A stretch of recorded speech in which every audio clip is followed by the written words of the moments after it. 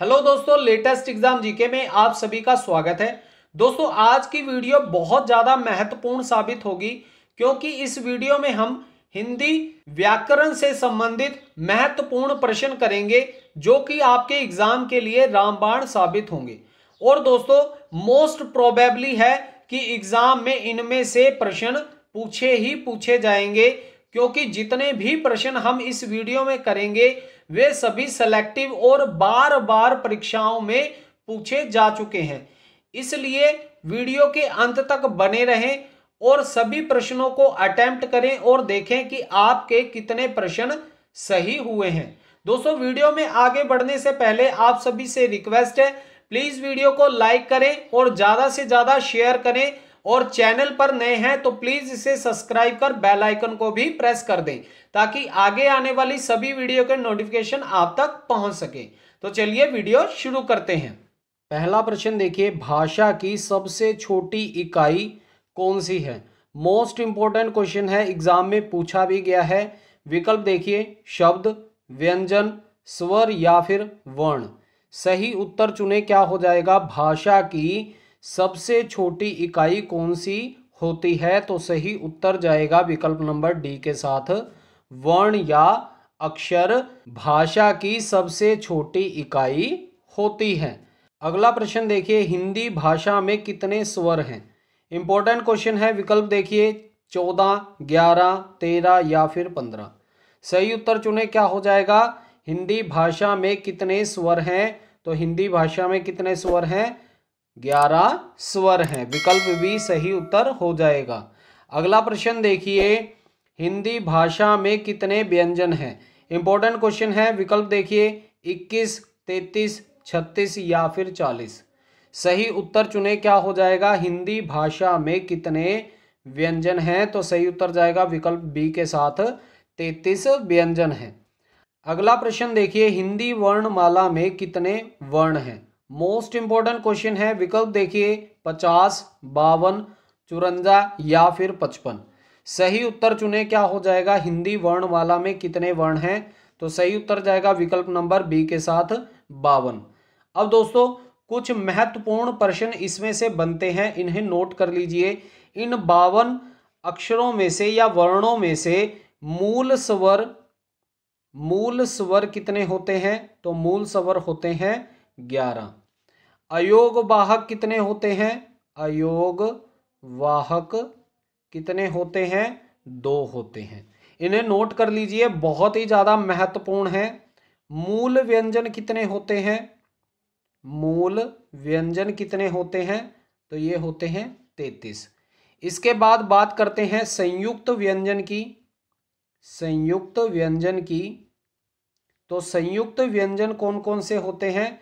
देखिए, छ, त्र, ग और श्र, ये 4 संयुक्त स्वर होते हैं। और इसके अतिरिक्त द्विगुण व्यंजन भी होते हैं जिन्हें ड के पैर में बिंदी और ड के पैर में बिंदी भी कहते हैं और इनकी संख्या 2 होती है। अगला प्रश्न देखिए, व्यंजन और स्वर के संयुक्त रूप को क्या कहा जाता है? विकल्प देखिए, वर्ण, ध्वनि, अक्षर या फिर वाक्य। सही उत्तर चुने, क्या हो जाएगा? व्यंजन और स्वर के संयुक्त रूप को क्या कहा जाता है? तो सही उत्तर जाएगा विकल्प नंबर सी के साथ, किसे कहते हैं? अक्षर को कहते हैं। अगला प्रश्न देखिए, वर्णों के समूह को क्या कहते हैं? विकल्प देखिए, वर्णमाला, सर्वनाम, अक्षर या फिर क्रिया। सही उत्तर चुने, क्या हो जाएगा? वर्णों के समूह को क्या कहा जाता है? तो सही उत्तर जाएगा विकल्प नंबर अ के साथ, वर्णमाला कहा जाता है। और दोस्तों, वर्ण हमारी उच्चारित भाषा या वाणी की सबसे छोटी इकाई होती है और इन्हीं इकाइयों को मिलाकर शब्द समूह और वाक्यों की रचना होती है। अगला प्रश्न देखिए, हिंदी में ध्वनियाँ कितने प्रकार की होती हैं? मोस्ट इंपॉर्टेंट क्वेश्चन है। विकल्प देखिए, 2, 4, 6 या फिर 8। सही उत्तर चुने, क्या हो जाएगा? हिंदी में ध्वनियाँ कितने प्रकार की होती हैं? तो सही उत्तर जाएगा विकल्प नंबर 2 के साथ, अब ये कौन कौन सी होती हैं, देखिए स्वर, स्वर व व्यंजन। कौन सी होती हैं, स्वर और व्यंजन, ये दो प्रकार की ध्वनियां होती हैं। अगला प्रश्न देखिए, निम्न में घोष वर्ण कौन सा है। इंपॉर्टेंट क्वेश्चन है। विकल्प देखिए ज, क, च या फिर ट। सही उत्तर चुने, क्या हो जाएगा, घोष वर्ण इनमें से कौन सा है। तो सही उत्तर जाएगा विकल्प नंबर ए के साथ ज वर्ण। और दोस्तों घोष वर्ण को ही सघोष वर्ण कहते हैं। तो ये दोनों ही समान हैं और इसमें प्रत्येक वर्ग का तीसरा, चौथा और पांचवा वर्ण आता है।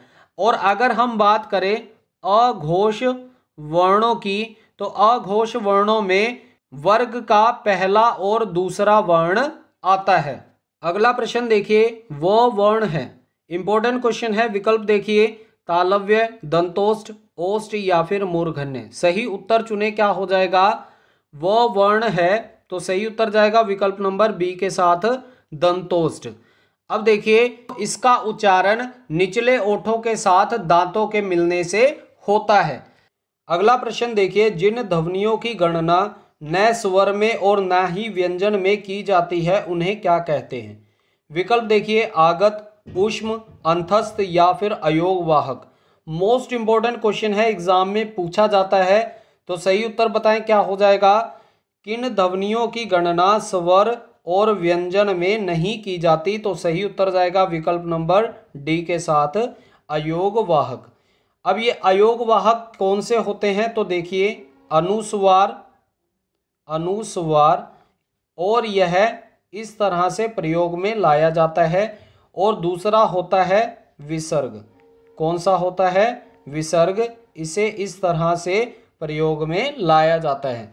और दोस्तों ये स्वरों के सहारे ही चलते हैं, स्वर और व्यंजन दोनों में ही इनका प्रयोग होता है। अगला प्रश्न देखिए, अयोगवाहक कहा जाता है। विकल्प देखिए विसर्ग को, महाप्राण को, संयुक्त व्यंजन को या फिर अल्प प्राण को। सही उत्तर चुने, क्या हो जाएगा, मोस्ट इंपॉर्टेंट क्वेश्चन है, अयोगवाह किसे कहा जाता है। तो सही उत्तर जाएगा विकल्प नंबर ए के साथ विसर्ग को। अगला प्रश्न देखिए, हिंदी वर्णमाला में अ और अ क्या है। विकल्प देखिए स्वर, व्यंजन, अयोगवाहक या फिर संयुक्त व्यंजन। सही उत्तर चुने, क्या हो जाएगा, हिंदी वर्णमाला में अ और अ क्या है। तो सही उत्तर जाएगा विकल्प नंबर सी के साथ अयोगवाहक। अगला प्रश्न देखिए, जीवा के आधार पर स्वर कितने प्रकार के होते हैं। मोस्ट इंपॉर्टेंट क्वेश्चन है। विकल्प देखिए 2, 3, 4 या फिर 6। सही उत्तर चुने, क्या हो जाएगा, जीवा के आधार पर स्वर कितने प्रकार के होते हैं। तो सही उत्तर हो जाएगा विकल्प नंबर बी, 3 प्रकार के होते हैं। अब ये 3 प्रकार के कौन कौन से होते हैं, लिखिए अग्र स्वर, कौन सा, अग्र स्वर, मध्य स्वर, मध्य स्वर और पश्य स्वर। आप इन्हें नोट कर लीजिए। अब इसमें ऐड कीजिए अग्र स्वर में कौन कौन से स्वर आते हैं। तो लिखिए ई, ए।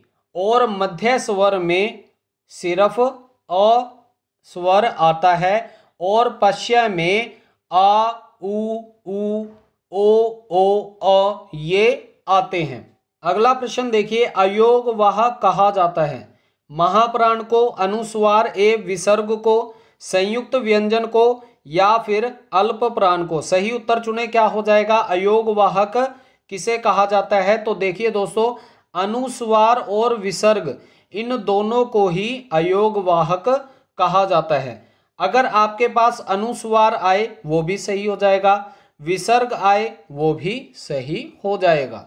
अगला प्रश्न देखिए, शैशव शब्द से बना संज्ञा शब्द इनमें से कौन सा है। इंपॉर्टेंट क्वेश्चन है। विकल्प देखिए भाववाचक, जातिवाचक, व्यक्तिवाचक या फिर पदार्थवाचक। सही उत्तर चुने, क्या हो जाएगा, शैशव शब्द से बना संज्ञा शब्द इनमें से कौन सा है। तो सही उत्तर क्या हो जाएगा, विकल्प नंबर ए, भाववाचक।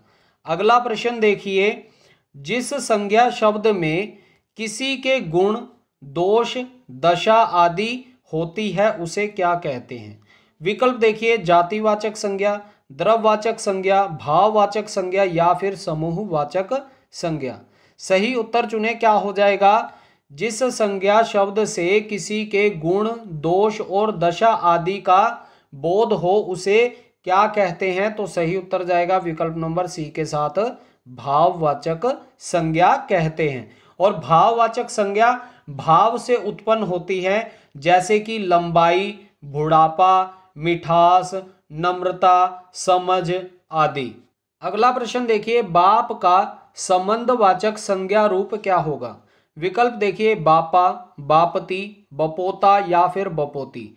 सही उत्तर चुने, क्या हो जाएगा? बाप का संबंधवाचक संज्ञा क्या हो जाएगा? तो सही उत्तर जाएगा विकल्प नंबर डी के साथ, बपोती हो जाएगा।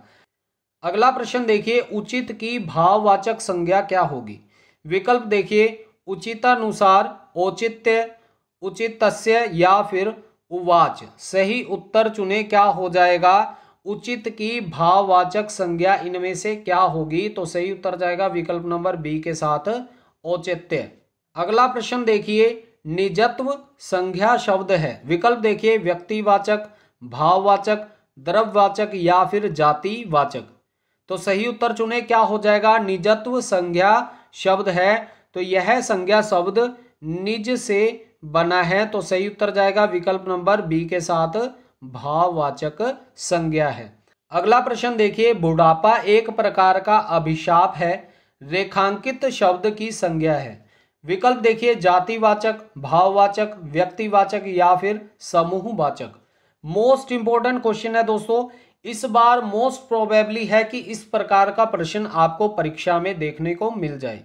तो सही उत्तर चुने, क्या हो जाएगा?